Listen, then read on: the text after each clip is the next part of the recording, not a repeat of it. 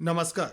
ये आकाशवाणी शिमला है। अब आप विनोद कुमार से प्रादेशिक समाचार सुनिए। भारतीय सेना ने जम्मू के पास पाकिस्तानी चौकियों और आतंकवादी लॉन्च पैड को नष्ट कर दिया है। यहां से ट्यूब लॉन्च ड्रोन छोड़े जा रहे थे। इसके अलावा भारतीय सेना ने पाकिस्तान से लगी अंतर्राष्ट्रीय सीमा और नियंत्रण रेखा पर स्थित बारामूला के भुज तक 26 स्थानों पर ड्रोन हमलों को विफल कर दिया। इनमें वे ड्रोन भी शामिल है जो रिहायशी और सैनिक ठिकानों के लिए खतरा बन सकते थे। रक्षा सूत्रों के अनुसार हथियारों से लैस ड्रोन के माध्यम से फिरोजपुर, अमृतसर और पठानकोट सहित पंजाब के सीमावर्ती जिलों में हमला करने की कोशिश की गई है, लेकिन भारतीय सुरक्षा बलों ने सफलतापूर्वक इन प्रयासों को नाकाम कर दिया। हालांकि फिरोजपुर में ड्रोन से एक मकान को नुकसान पहुंचा है और 3 लोग घायल हुए हैं। इन्हें अस्पताल में भर्ती करा दिया गया है और उनके सुरक्षित होने की खबर है। इस बीच आज सुबह 10:30 बजे विदेश व रक्षा मंत्रालय का मौजूदा स्थिति पर दिल्ली में मीडिया को जानकारी देने का कार्यक्रम है।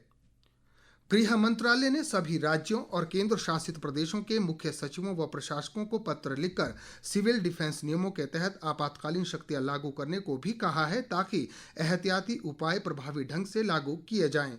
दूसरी ओर केंद्रीय कृषि मंत्री शिवराज सिंह चौहान ने कहा है कि देश में गेहूं व चावल के भंडार पर्याप्त मात्रा से भरे हुए हैं। वर्तमान परिस्थितियों के मद्देनजर वरिष्ठ अधिकारियों के साथ एक समीक्षा बैठक में उन्होंने कहा कि दालों का बफर स्टॉक भी देश के पास उपलब्ध है। उन्होंने कहा कि खाद्यान्न पदार्थों में किसी चीज की कोई कमी नहीं है। और अभी खरीद की अगर आप बात करें, बफर जो स्टॉक हम रखते हैं, तो अगर आप देखेंगे धान की खरीद, ये पिछले 8 मई तक के आंकड़े, हमारे पास 539.88 लाख मीट्रिक टन धान खरीदी जा चुकी है, भंडार भरे। और गेहूं भी अब तक, गेहूं की खरीद जारी है, लेकिन अब तक हम 267.02 लाख मीट्रिक टन किसानों से खरीदा जा चुका है और खरीद जारी है। गेहूं के भंडार भी भरे, चावल के भंडार भी भरे, दालों का बफर स्टॉक हमारे पास है, किसी चीज की कोई कमी नहीं है। मुख्यमंत्री सुखविंदर सिंह सुक्खू ने कल शिमला स्थित राजभवन में राज्यपाल शिव प्रताप शुक्ल से भेंट की। इस दौरान उन्होंने भारत और पाकिस्तान के बीच बढ़ते तनाव के मद्देनजर राज्य सरकार द्वारा सुरक्षा सुनिश्चित करने के लिए की जा रही रणनीतियों व तैयारियों की जानकारी राज्यपाल को दी।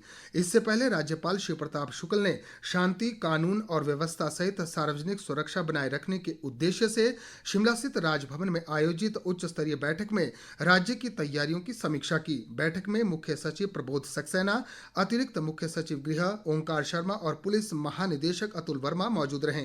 राज्यपाल ने सभी संबंधित एजेंसियों को सतर्क रहने के निर्देश दिए।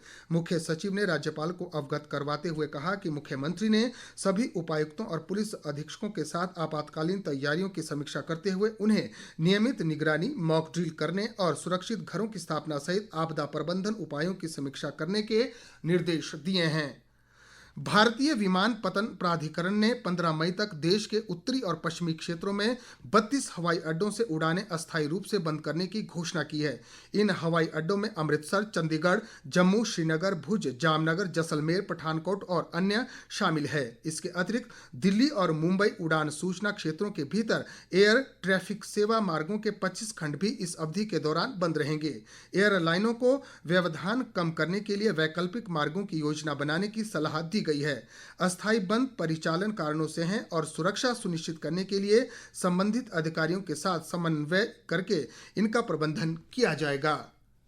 केंद्र सरकार ने विभिन्न सोशल मीडिया चैनलों के इन दावों को खारिज कर दिया है कि पाकिस्तान के साइबर हमले के कारण भारत की 70% बिजली ग्रिड खराब हो गई है। पत्र सूचना कार्यालय की तथ्य जांच इकाई ने सोशल मीडिया पोस्ट में बताया कि ये दावे फर्जी हैं। और अब सुर्खियां समाचार पत्रों से। आज समाचार पत्रों ने अलग अलग खबरों को प्रमुखता दी है। अमर उजाला की सुर्खी है, बीबीएन में रात को उद्योग बंद, 15 मई तक उड़ाने नहीं, प्रवेश परीक्षा स्थगित। दैनिक भास्कर के शब्द है, हिमाचल से जालंधर, अमृतसर व J&K जाने वाली बसें रोकी, 12 रूट स्थगित। पंजाब केसरी मुख्यमंत्री सुखविंदर सिंह सुक्खू के हवाले से लिखता है, पठानकोट, चंडीगढ़ व जम्मू कश्मीर से लगते क्षेत्रों में सायरन बजा तो साथ लगते क्षेत्र में होगा ब्लैकआउट। दैनिक जागरण लिखता है, सायरन बजते ही करे ब्लैकआउट। जबकि आपका फैसला का कहना है, सीमावर्ती जिलों के प्रशासन को विशेष रूप से सतर्क रहने की आवश्यकता। इसके साथ प्रादेशिक समाचार का ये बुलेटिन समाप्त हुआ। हमारा अगला बुलेटिन आप सुन सकते हैं सुबह 11 बजे। नमस्कार।